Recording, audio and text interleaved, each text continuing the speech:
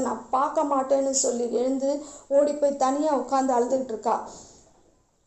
நானும் என் பிள்ளையும் பிழைப்பதற்கு வழியே இல்லை, இதுதான் முடிவு, இந்த வண்ணாந்திரம் தான் எனக்கு முடிவு அப்படின்னு சொல்லி அவள் நினைக்கும் போது கர்த்தர் அந்த இடத்துல அவளுக்கு தரிசனமாகி அவள் கண்களுக்கு முன்பதாக ஒரு தண்ணீர் துறவு இருப்பதை அவள் காணும்படியாக செய்கிறார். ஒன்றுமே இல்லை, 100% ஒன்றுமே இல்லைன்னு அவன் நினைக்கும் போது கர்த்தர் இல்லை 1% உனக்கு தண்ணி வச்சிருக்கிறேன் பாரு, எடுத்து குடி அப்படின்னு சொல்லி கர்த்தர் தண்ணீர் துறவை அவளுக்கு காண்பித்தார். அதுக்கப்புறம் அவள் என்ன பண்ணுறா, அந்த தண்ணியை எடுத்து அவளும் குடிச்சு தன் பிள்ளைக்கும் கொடுக்குறார். இஸ்மவேல் செத்து போனானா ஆகாரோட பிள்ளை? இல்லை, சாகலை.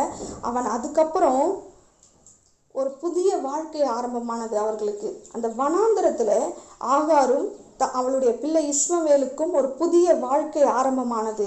இதோட முடிஞ்சு போச்சுன்னு நினைச்ச அவ புதிய வாழ்க்கையை ஆரம்பிக்கிறாள். இதோட என் பிள்ளை